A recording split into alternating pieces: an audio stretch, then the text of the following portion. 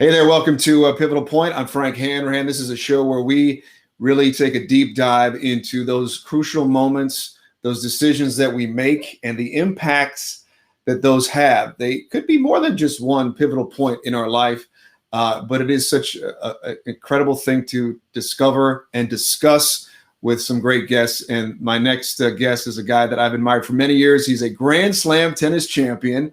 Not too often we get a chance to talk with somebody of that stature. But what's most impressive to me is the turn that he has made and now is in the drug addiction digital age of recovery and helping people with We Connect Health Management. He co-founded that company. It's my great pleasure to bring in Murphy Jensen, who joins us from Seattle. Is that right?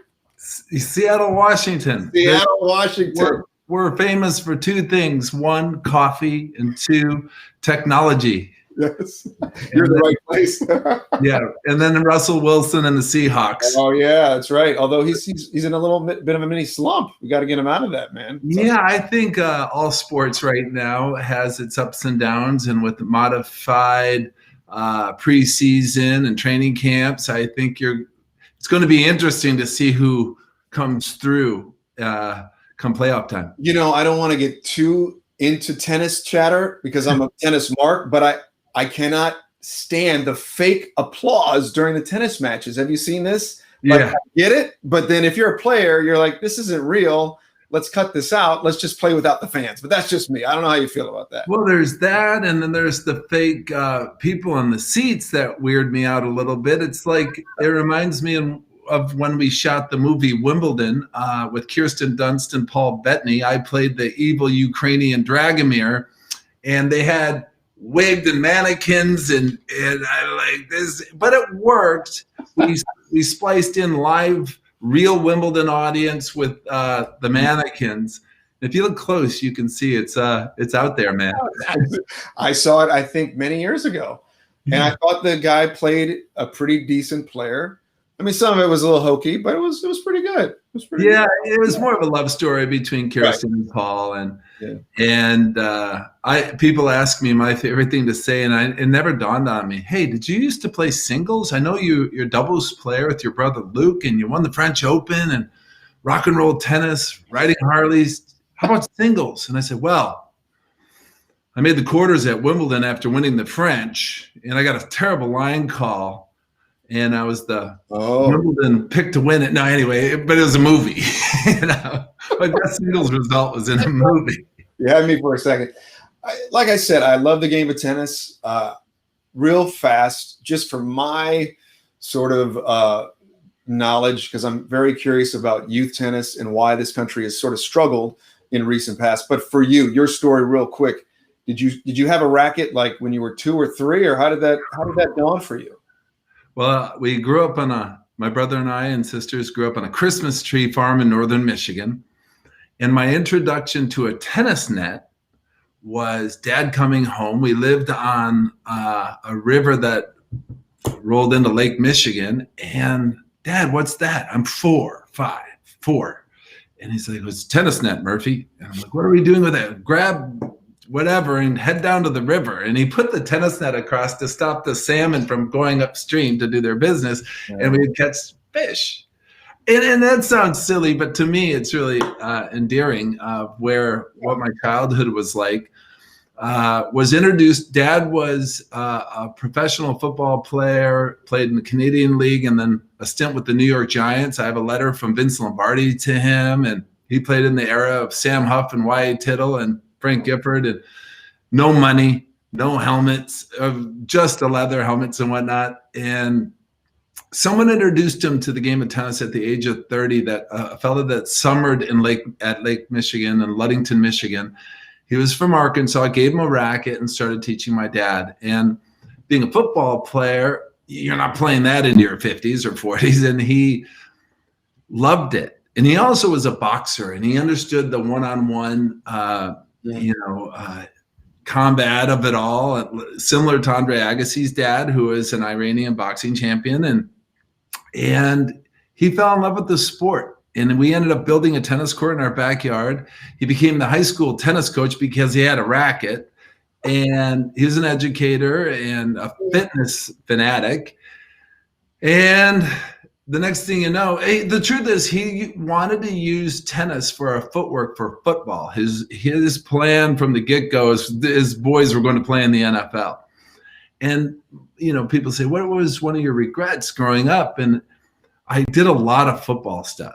We did pump, pass, and kick with Ford Motor Company that took me to the Super Bowl in New Orleans. And Luke was just like all world. And we were heading to Ray Malavasi's camps or Bo Schembechler's camps. And I'm 8 years old at a high school camp. So Dad knew how to take us places. And we just started winning. And tennis started taking us places. And the risk versus reward to playing football, tennis took over. We were national champions by the age of 14 and all that stuff. Wow. Okay. So you're just basically just running over people. Not much. Yeah. Well, our athleticism made up for our lack of talent. I'm right-handed, but played tennis left-handed. Now that would have been thought of as obscure until Rafael Nadal. So I'm the bald Rafa without the talent. And without the titles. So, and then you guys, I remember in '93 like it was yesterday. I was like, who are these guys, man? Like changing the game a little bit, very boisterous and out there, and you got a lot of attention. And I've read up on you a little bit about that attention, and you just weren't ready for it. Is that pretty much how I could sum that up for you, or? Well, I think looking back, I look at what motivated me as a young tennis player, a young man, and my brother from the get-go at maybe 8 years old writes Dan Devine at Notre Dame and says, I'm going to be your quarterback. He calls Notre Dame's athletic department, says, Dan, I know you've had a rough season. I will be your quarterback in 10 years. And you have nothing to worry about. And that led to, if I look back, my brother, I was motivated to be with my brother. That's why looking back. And my brother always made me feel safe and protected and like the greatest person in the world, whether it's fishing or riding our bikes to school or all of it. He really protected me. And why I bring that up is because we started the national circuit at the age of 10, 11 in tennis. And, I grew up in an alcoholic house, and that's not uncommon for people that end up with SUD, substance use disorder. And, at the age of 10 or 11, my dad actually went away for 30 days and came back to never drink again. And for me, that environment was scary at moments up to that point. And so what does that have to do with my brother? Well, my brother was going to be number one in the world in whatever it was going to be. And I remember him going to the University of Southern California on a full ride scholarship, being the number one junior player in the world in singles and doubles on the cover of Tennis Magazine at 18 in a group with Boris Becker and Stefan Edberg and others. And I was training to tears because I didn't, and these were my words at 16, 17 when he went off to LA. I didn't want to lose my brother. Now, where did those feelings come from? Back to the safe and protected. He, in some ways, I believe, was my surrogate dad, and he took on that role, keeping me safe. Mm-hmm. I follow in his footsteps. He turns pro. I go to USC, and that's where I felt some loneliness I'm on a team that the year prior with my brother and Rick Leach and other superstars were like 38-0, all world. The worst player on the team played in the Olympics. The second best worst player was on some Davis Cup teams.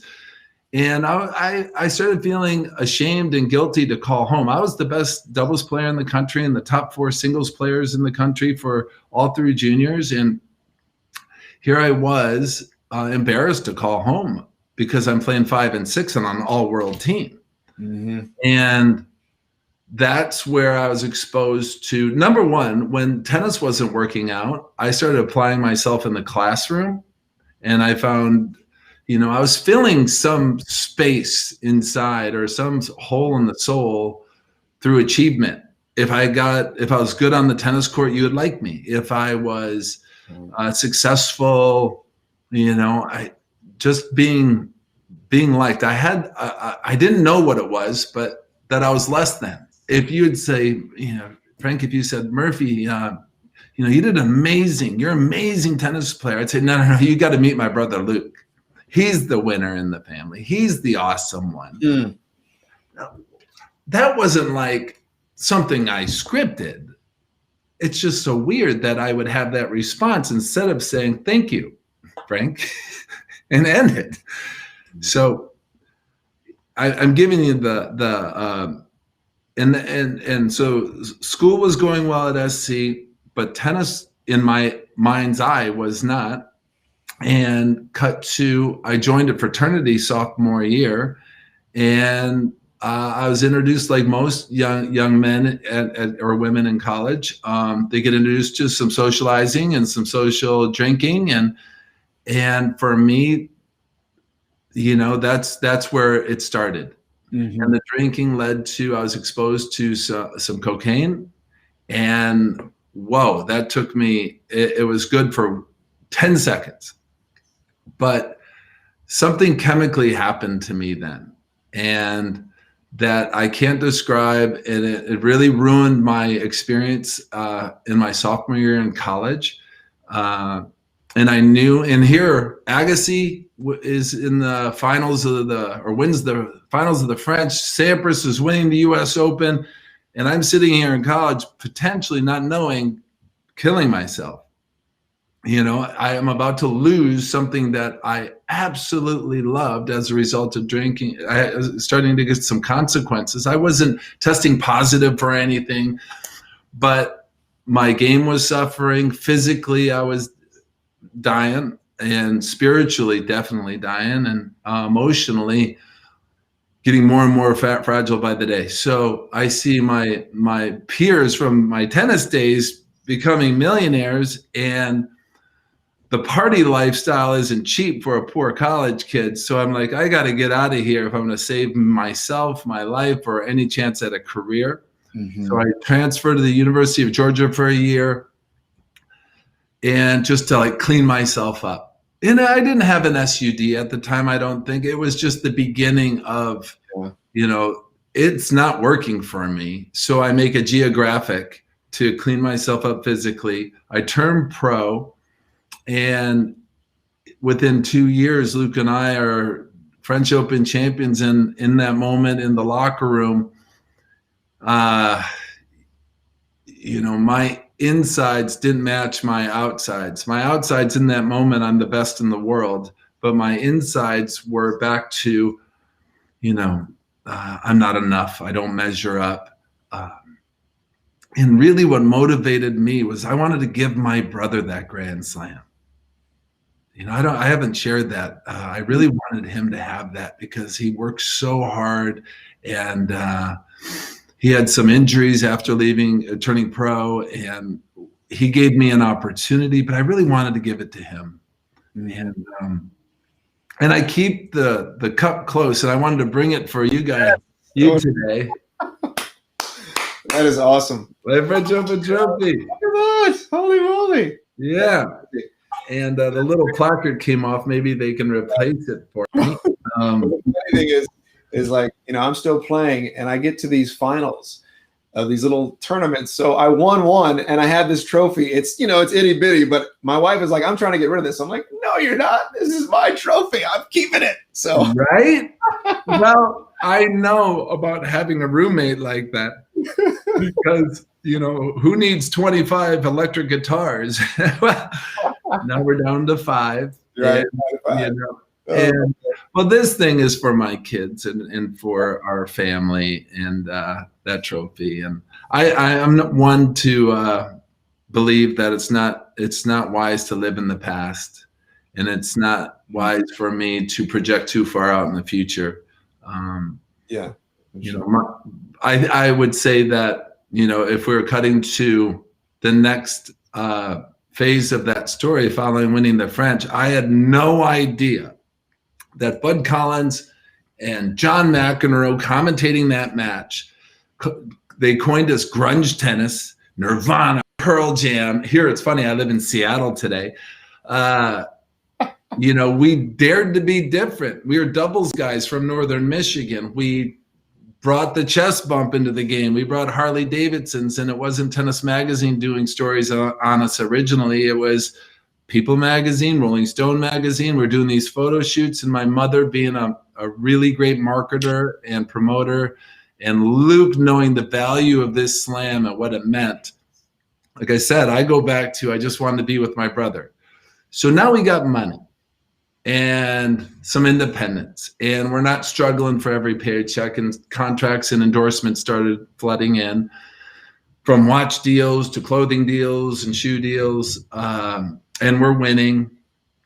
And, all that did on a tennis scale was that I had what it took, the fear of not having the goods was gone. I can do it. And I won a lot of matches just because people, I'm playing against Murphy. He just won the French. I'm up a set just because they're a little psyched out.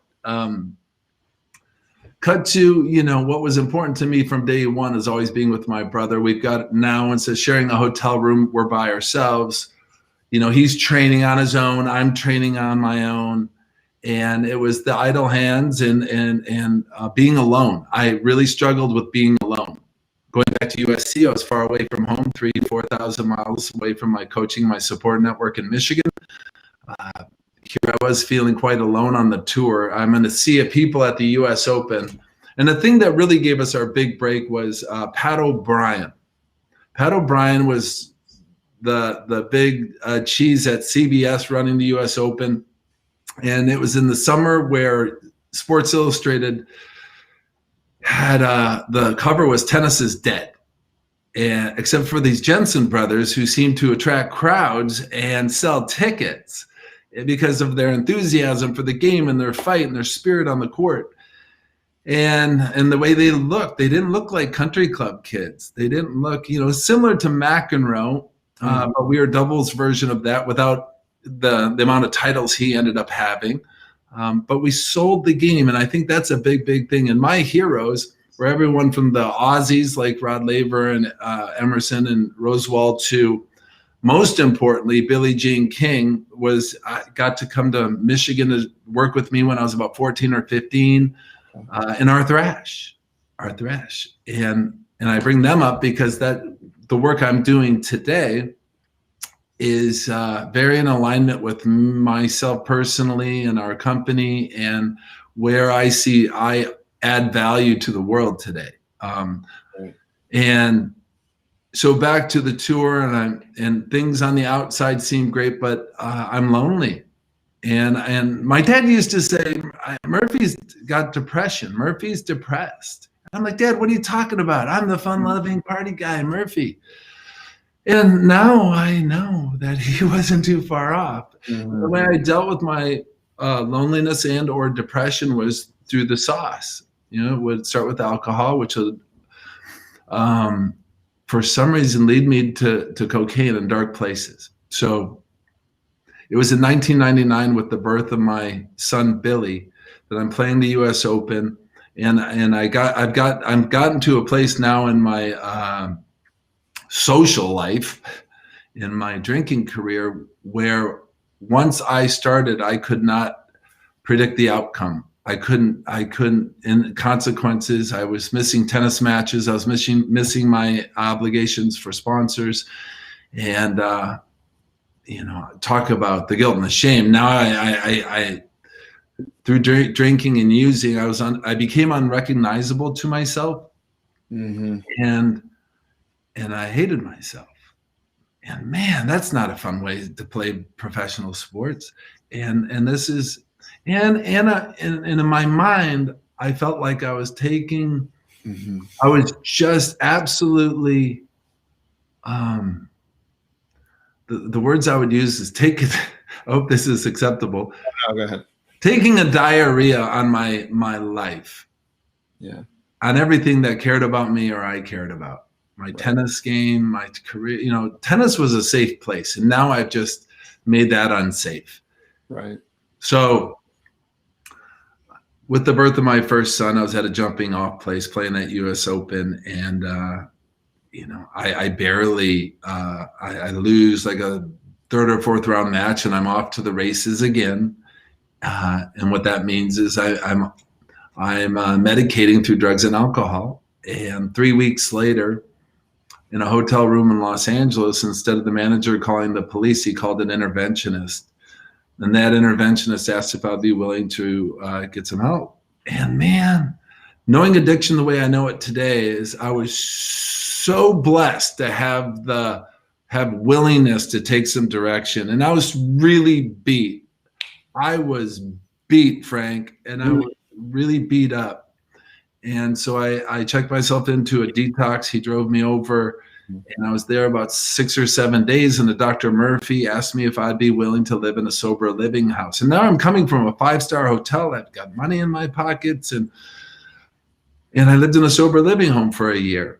And I asked the manager, and that's what happens in a sober living home, is there's accountability and structure to one's recovery journey. And I still didn't know what SUD or what alcoholism was, or I had a little exposure prior to that. And I asked the manager, I've got the Australian Open in a month and a half. Is that going to be a problem? And they said, no, just don't drink and use while you're there. And what was really cool and special for me is my dad traveled with me, and we were attending support group meetings and whatnot while playing the Australian Open. And we started having some wins again. I want to say our last ATP win was in Washington, D.C. at the Legg Mason in 98. It was, I think, our last top 10 year. And following that, Luke had some injuries. And I'm not here to say that it was one and done and I was out of the woods. And I don't know how much time we have, so I apologize. Oh, yeah, no, that's okay. I was 3 years of abstinence, and I had a reoccurrence event, a relapse. And, thank God a lot of people don't get back. Right. And I got back. A relapse was part of my story, and it wasn't easy to get back. In so many ways, my heart was broken, Frank, and yeah. And cut to, you've known what has happened since then. I worked for Tennis Channel for 10 years, and that was an amazing gift while I was getting my healing from a seemingly hopeless state of mind and body. And it's called addiction or alcoholism. And then I went to work for Mark Ian. And I used everything I learned in my recovery journey with the Castles, and we won 6 championships in 7 years for World Team Tennis. Billie Jean King, and all roads go to Billie Jean King. And the longest winning streak in professional sports, taking out the Lakers of 33 wins. We got 34, and 3 undefeated seasons. And the people I got to work with. So it's not the coaching. I had Venus and Serena and Martina Hingis, Leander Paes. I've got about 7 Hall of Famers on my team. But if you remember, it was all about that culture. And I remember Venus saying to me, you have this energy. You maybe even said it to me. Where does this energy come from? And I was, my job at that team, and it is today, is to be of service, to be of service to my fellow man and woman. And, my mess became my message. And it wasn't what I said, and it's not what I say today. It's what I do. It's not what I say I'm going to do. It's what I do. Mm-hmm. And I live a life today that I didn't even know was available to a guy like me. I get text messages when they see my recovery anniversary. It's so tough. And actually, the obsession to drink and use has been removed from me, but my recovery has been progressive, like addiction is progressive. So what I used to do to keep this right in year 1, 2, 3 has progressed to I do more. And one of the things I do is I keep the focus on being of service to others, just like Arthur Ashe. And I brought an Arthur Ashe quote. Nice. True heroism is remarkably sober. What a word. Very undramatic. It is not the urge to surpass all others at whatever cost, but the urge to serve others at whatever cost. So Arthur knew me better than I knew me when we met. How about that, right? Yeah. Oh my gosh. And what you're doing today, how did that happen for you? Oh, Like, when did you realize, you know what, I got to get into this? Because you could just be hanging let's be honest, at a country club, yeah, teaching tennis. I Doing just fine. Alongside the Castles opportunity, post Tennis Channel, I got an opportunity. Mark Ein, the owner of World Team Tennis at one time and the owner of the Washington Castles, had been mentoring me on a business acumen. And I got an opportunity to go work at, speaking of country club, the #1 5-star luxury resort in the world. And that's what a guy with an ego like mine needed, some luxury resort now. But I got to, once again, my recovery journey is about humility, vulnerability. And so what did I know? I said to the president of this company, I had never run a department or a business before. And I can't tell you about P&L and accounting and things like that. He said, we'll help you.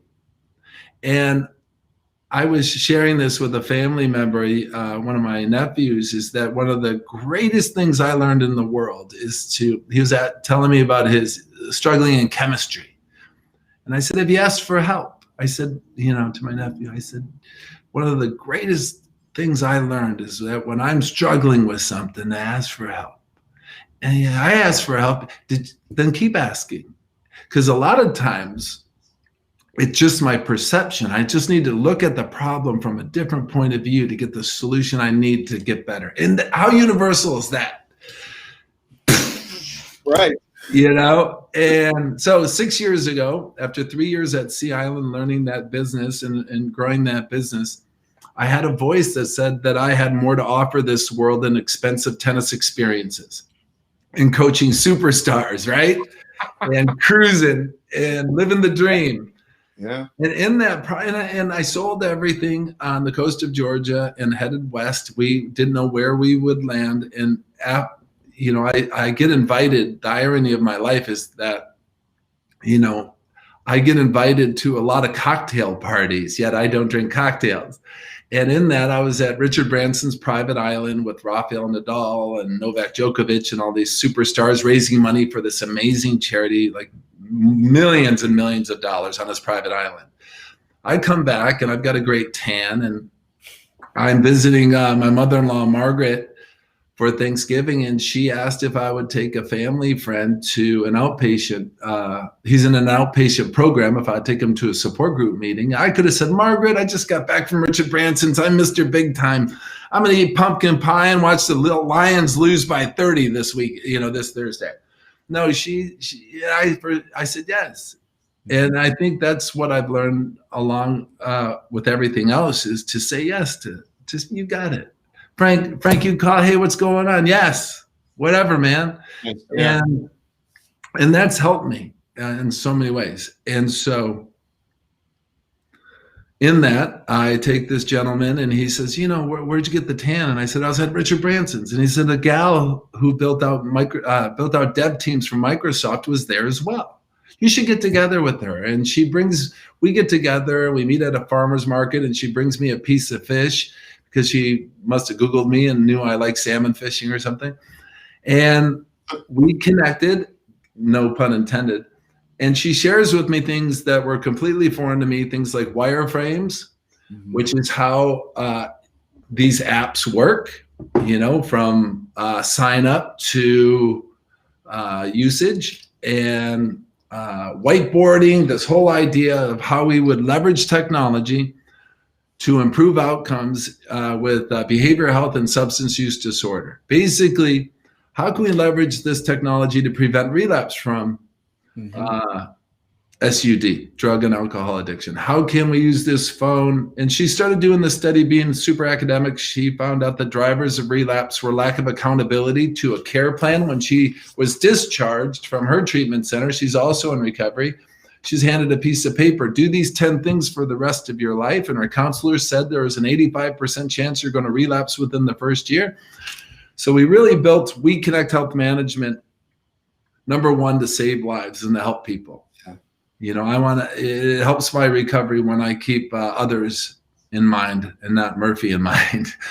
And what a dream. I became the finance and funding guy, and I'm the co-founder of this unbelievable organization. And COVID-19, we're 6 years in.